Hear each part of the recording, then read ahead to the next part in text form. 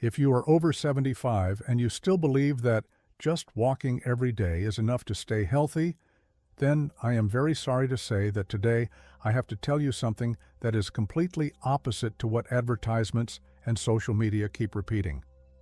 I am an orthopedic surgeon, and for more than 41 years I, together with my colleagues in Japan, Germany, Canada, and the United States, have lived inside operating rooms and rehabilitation wards, watching thousands of bodies grow old, break, heal, and then weaken again. We have seen very clearly what happens when strength disappears and the remarkable things that happen when muscle and balance are rebuilt. Yet out there, young tech chief executive officers, fitness AI startups, supplement companies, and newly famous longevity experts keep repeating one very comforting line: walking is enough. After 75, you do not need strength training, you do not need power training, as long as you hit your step count every day. But if you truly understand your body, you will feel that something is very wrong with that message.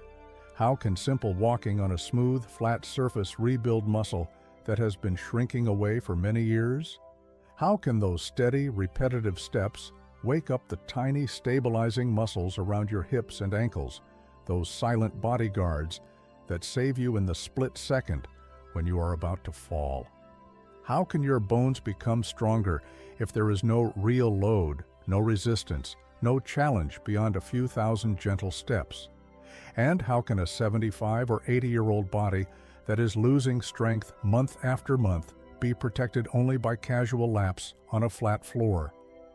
None of that matches biomechanics.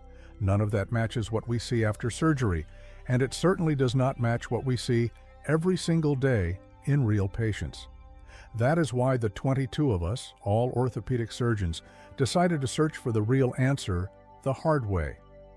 By reading hundreds of research papers, reviewing rehabilitation programs in 9 different countries, and personally testing 297 different exercises, including 144 from Japan, a place where people learn to master aging instead of just fearing it. Most of those exercises helped a little. Many of them were almost useless, but exactly 5 movements kept delivering clear results again and again: visible muscle recovery, measurable improvement in balance, and older adults who felt more confident when they walked, even after 75.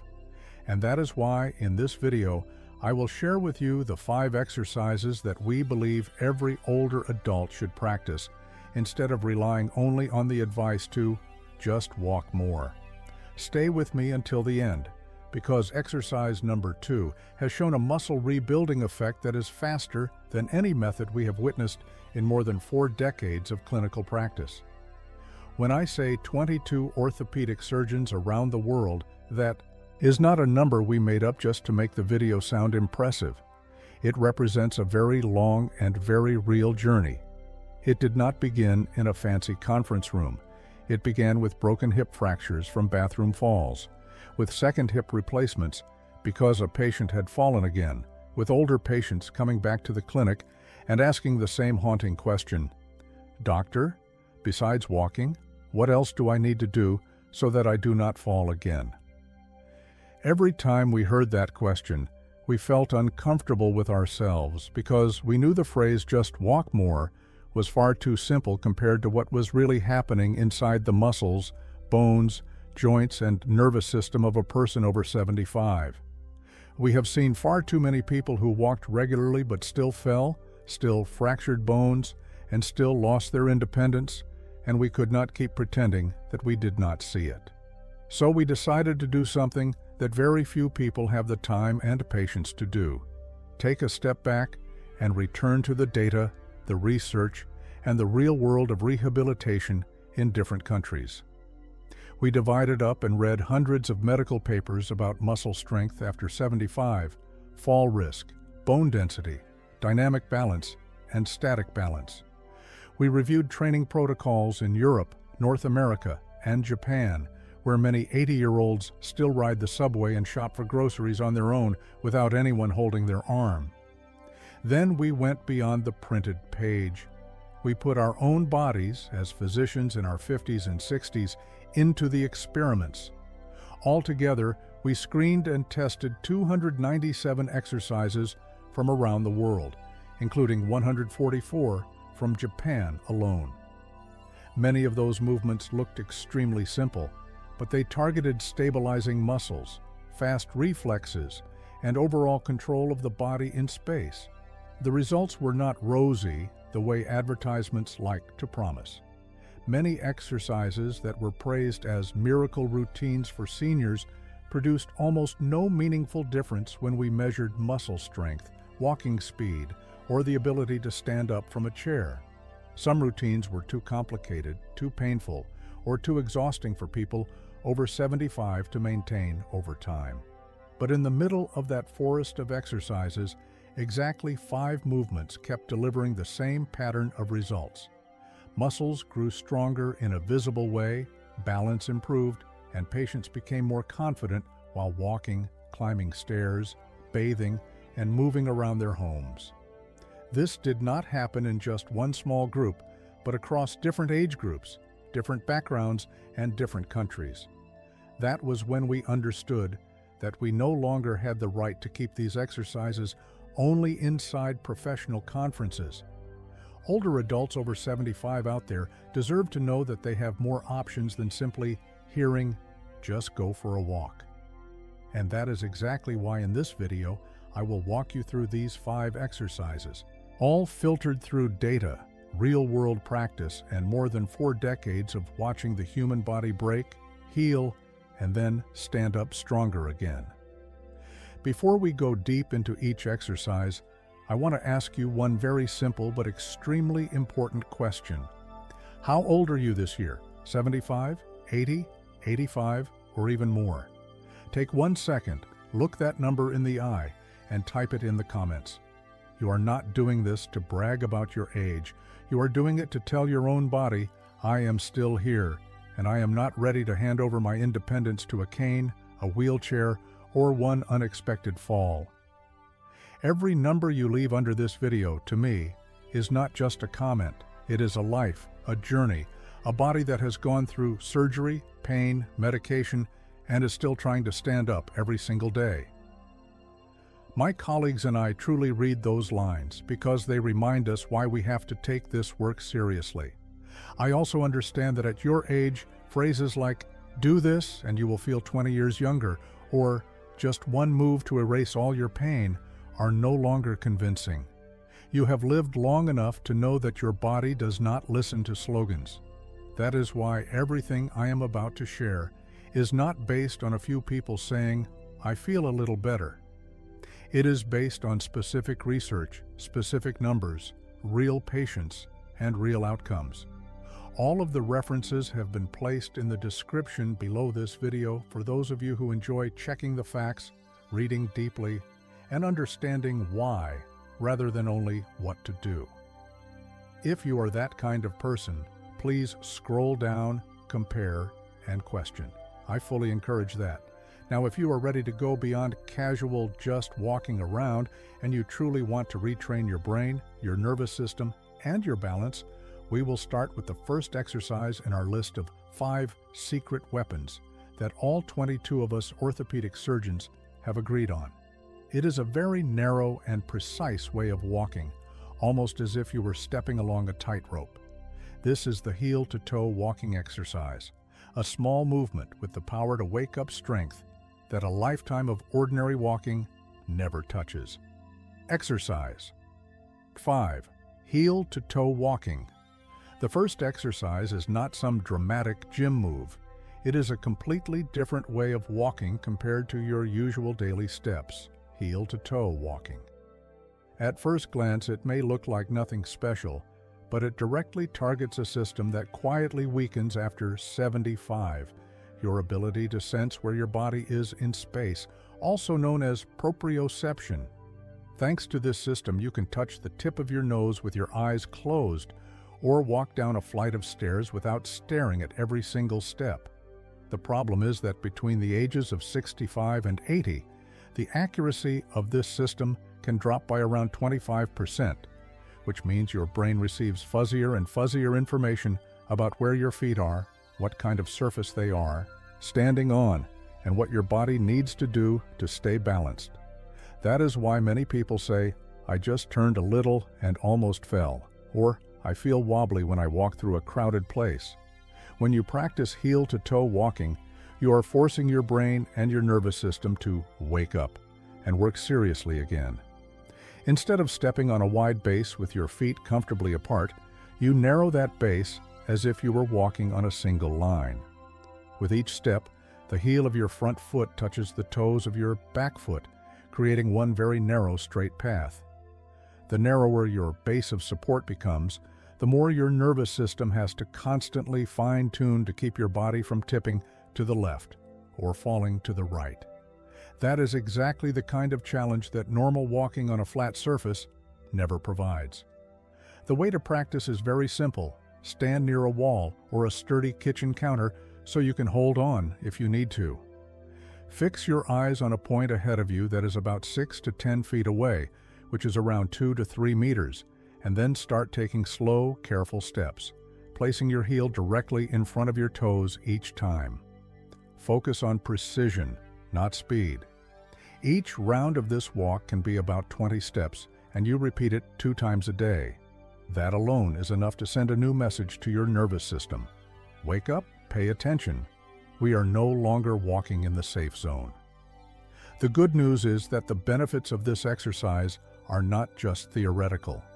In one clinical study, older adults who practiced heel-to-toe walking for about 8 weeks improved their dynamic balance by nearly 20%, and they themselves reported feeling more confident walking over uneven sidewalks through crowded supermarkets, and when they had to twist or turn to avoid bumping into others in tight spaces.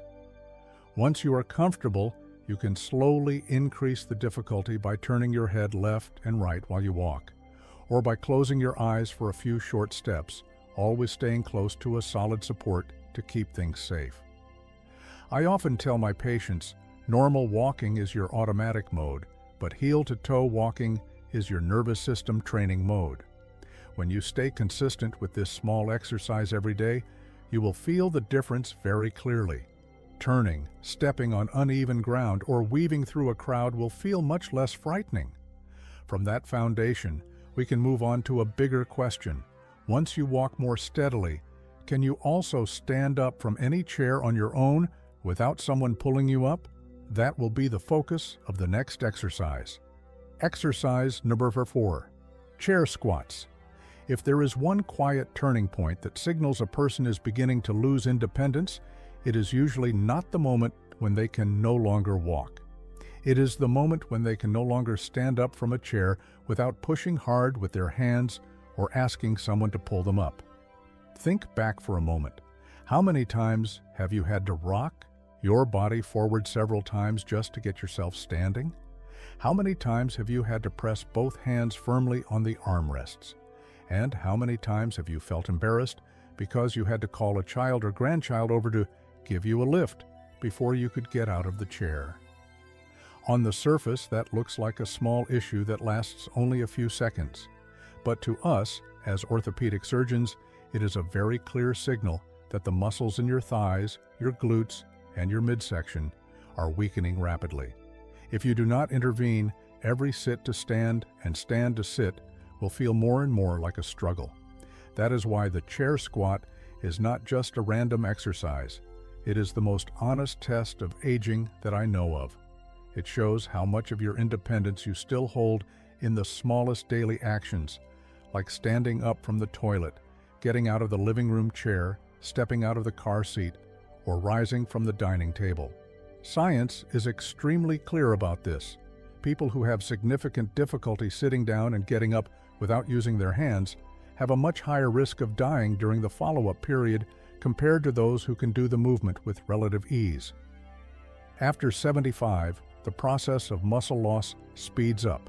Each year you can lose around 3% of your muscle strength if you do not train, and after a few years, that is enough to turn a once normal movement into something you feel ashamed to do in front of other people.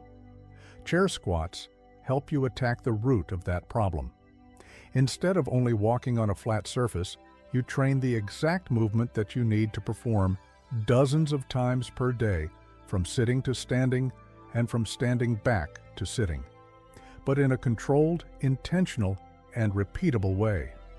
The way to practice is fundamentally simple. Sit on a sturdy chair. Place both feet flat on the floor, about hip-width apart. Lean your upper body slightly forward, press your heels firmly into the ground, and use the muscles in your thighs and glutes to drive yourself up to standing. Then slowly lower yourself back down again, as if you are trying to sit without making any sound on the chair. That slow lowering phase is when your muscles have to work the hardest. With just 2 to 3 sets of about 10 repetitions each day, many studies have reported clear increases in leg strength, faster walking speed, and less burnout when climbing stairs. In the clinic, we see changes that are very concrete. Some patients who at first needed both hands to push themselves up can, after a few weeks of chair squats, cross their arms in front of their chest and still stand up and sit down in a controlled way. They are no longer afraid of the situation where they sit down and cannot get up, at a restaurant, at a social gathering, or during a visit with friends. Once you begin to regain the ability to stand up from a chair on your own, we can move one step further and take care of the central hinge of your entire body, your hips, with a simple but very important rotation exercise that can save you in those sudden sideways stumbles. Exercise Starter 3, Standing Hip Circles. When people talk about falls, most of them blame the knees or the ankles. However, in many of the cases I have seen, the silent culprit sits higher up. It is the hip joint. Every time you catch your foot on the edge of a rug, miss a stair, or someone accidentally bumps into you, your body instinctively tries to rescue you by rotating the leg, stepping out to the side, or stepping backward to find a new point of support.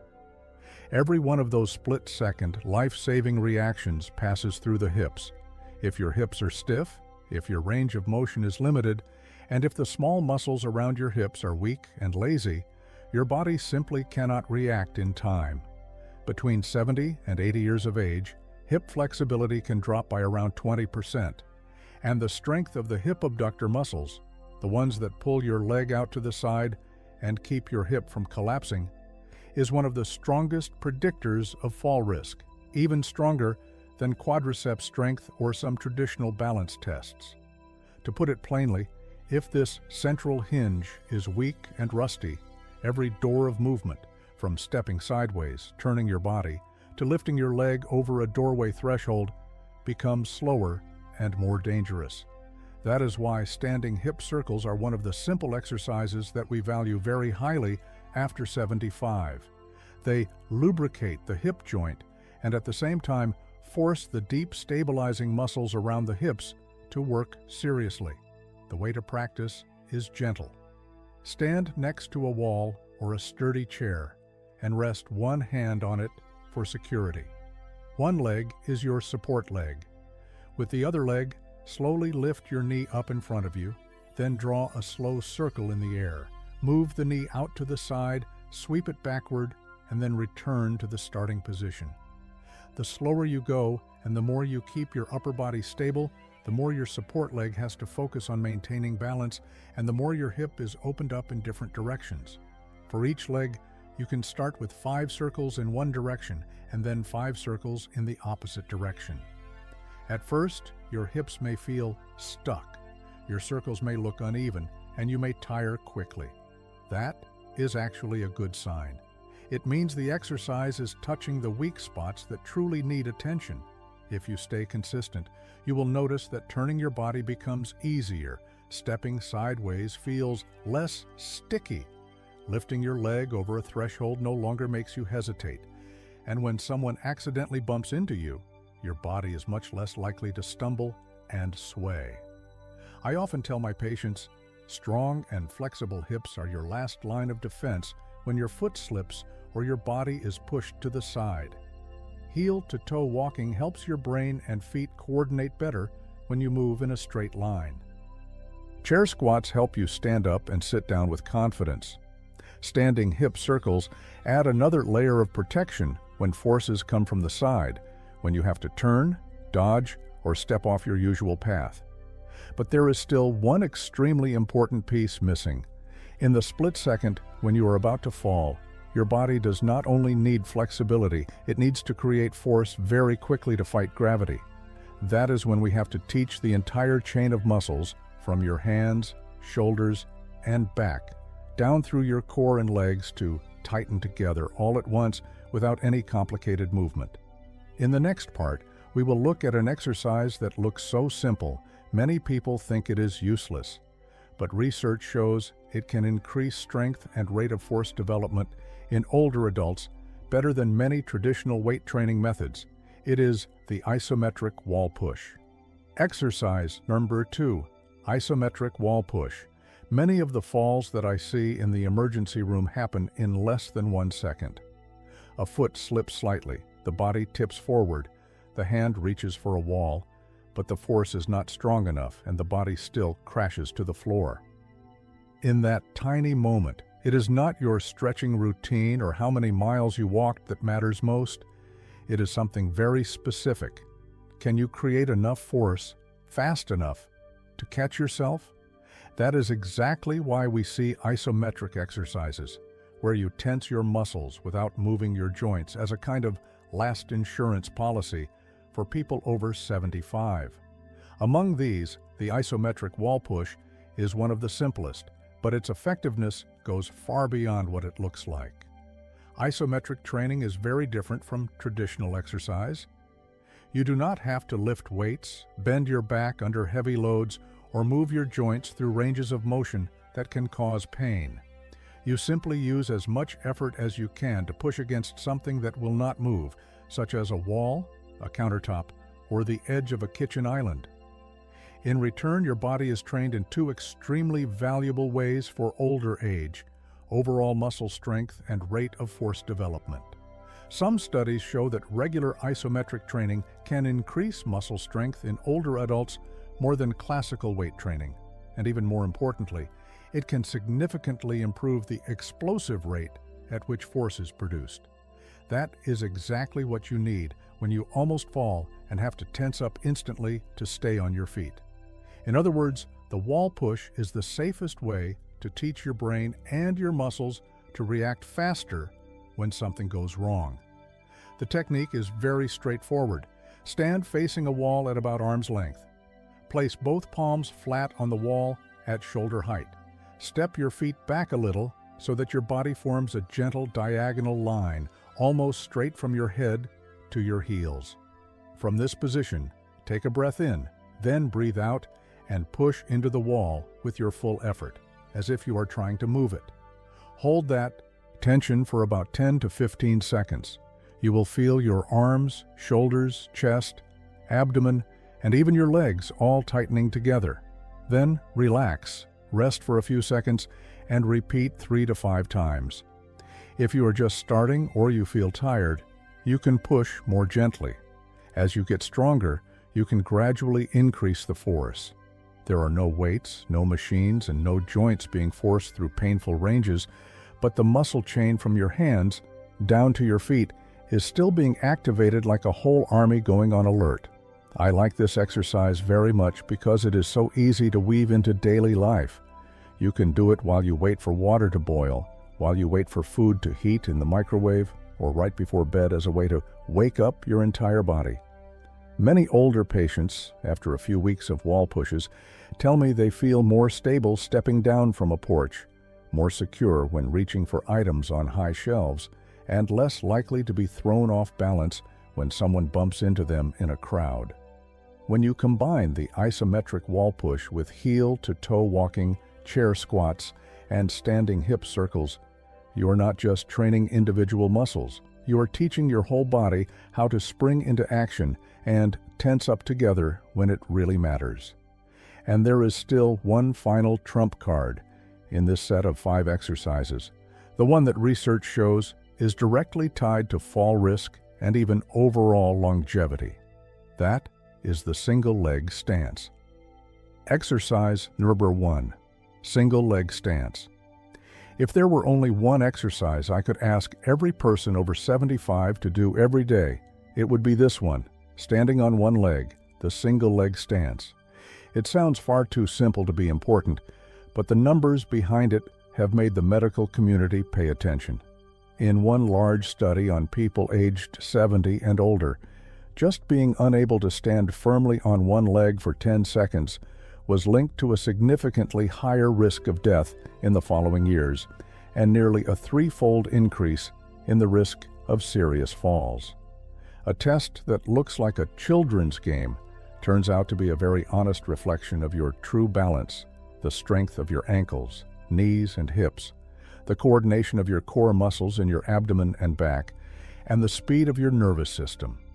In other words, if you cannot stand steadily on one leg when you are healthy and calm, then when you miss a step, encounter a high threshold, or get bumped unexpectedly, your body will have a very hard time saving you in time. Here is something interesting. Walking is essentially a long chain of single-leg stances connected together. With every step, there is a moment when your entire body weight is on one leg and the other leg is off the ground. If your ability to stand on one leg is weak, every step you take carries a hidden slice of risk, even if you do not feel it. That is why there are many people who can walk quite far, but can last only a few seconds when you ask them to stand on one leg. In the clinic, these are often the people with the most unreasonable fractures. They trip over the edge of a rug, step over a low threshold, reach up to get something from a high shelf, and end up with a fractured hip. It is not because they are lazy or refuse to walk. It is because walking alone is not challenging enough to retrain strong, intentional single-leg stability. The technique for the single-leg stance is very simple, but you need to do it correctly and consistently. Stand next to a wall, a kitchen counter, or a sturdy chair so you have something to hold if you need it. First, stand with both feet on the ground, sharing your weight evenly. Then, slowly lift one foot a few centimeters off the floor, which is about 1 inch. No need to lift it high, and keep the hip, knee, and ankle of the standing leg soft, not locked. Your eyes can focus on a fixed point in front of you. Gently tighten your abdomen and keep your chest open. Your goal is to hold this position for about 30 seconds on each leg. If you can only last 5 to 10 seconds at the beginning, that is perfectly fine. Treat that as your starting point and try to add a few seconds each week. The ideal way to build this habit is to slip it into moments that already exist in your day, such as while you brush your teeth in the morning, brush your teeth at night, wait for the kettle to boil, or wait for food to warm up. Every time you stand on one leg is like putting a little more balance credit into your aging account. Once you are comfortable, you can gradually increase the difficulty. You can still stand on one leg, but close your eyes for a few seconds. Turn your head gently from side to side, or stand on a folded towel so that the floor feels slightly softer. Each increase in difficulty forces your nervous system, your eyes, your inner ear, and the small muscles around your ankles, knees, and hips to coordinate more tightly, just like they must in real life when you walk on uneven ground or have to turn suddenly. I often tell my patients, walking gives you endurance, but standing on one leg is the real test of how stable you are. Those 30 seconds that feel so long on one leg are in fact the simplest, cheapest, and most powerful fall prevention vaccine we have after 75. When you combine the single leg stance with the other 4 exercises, heel-to-toe walking, chair squats, standing hip circles, and wall pushes, you are not just doing some exercise. You are rebuilding your body's entire balance system from your feet, ankles, knees, and hips, up through your torso and your brain. The beautiful part is that all of this takes only about 10 to 15 minutes each day. No machines, no gym, no need to feel 20 years younger before you can start. You simply need to begin today and stay a little bit consistent day after day. If you do, the future of your legs and your independence after 75 will be very different. If You have stayed with me until this point, then your body deserves to hear a completely honest message. Walking is still a wonderful habit, and you absolutely should not stop. But walking alone is not enough to protect a body over 75 from falls, fractures, and the slow loss of independence. What we have just gone through together is not a list of little tips. It is a set of 5 key pieces that rebuild the strength and balance system that age is quietly taking away. Heel-to-toe walking wakes up your ability to sense where your body is in space. Chair squats restore the strength that lets you stand up anytime you choose. Standing hip circles keep your central hinge flexible and stable when you have to step sideways, turn, or dodge obstacles. The wall push teaches your whole body to tense up quickly in the split second when you almost fall. And finally, the single leg stance is the simplest and most powerful test of how firmly you can stand in the face of an unexpected fall. The good news is that you do not need a gym, you do not need machines, and you do not need to become a bodybuilder at 80 years old to enjoy these benefits. All you need is about 10 to 15 minutes each day, right in your own home, with a wall, a chair, and a short hallway. Every time you spend a few dozen seconds standing on one leg while you brush your teeth, every round of heel-to-toe steps in the hallway, every set of controlled stands and sits instead of dropping into a chair, every slow hip circle next to the kitchen counter, every strong wall push while you wait for water to boil. You're investing in the future of your legs and your independence. Nobody else can exercise for you, but if you start with any one of these 5 exercises today, even if it is only the single leg stance 3 times a day, your body will thank you in a few weeks, and the years ahead will look very different. Now, I would like to hear from you. Among these 5 exercises, which one feels like the easiest place for you to start today? Which area do you feel is your weakest and want to improve the most? Standing up from a chair, staying steady when you turn, or feeling confident walking on uneven ground? Share with me in the comments. Tell me how old you are, and be honest for a moment. What is the hardest part about staying active and stable after 75 for you personally? My team and I will read those comments because behind each one is a real person, a real body, and a real life. If this video has been helpful, please like it, send it to a friend in their 70s whom you care about, and subscribe to the channel so you do not miss the next videos, where we will keep talking about very small but very real ways to live healthier, more stable, and more actively in older age. If you start today, then every small movement you repeat tomorrow and the day after will become a gift that your future self sends back in gratitude.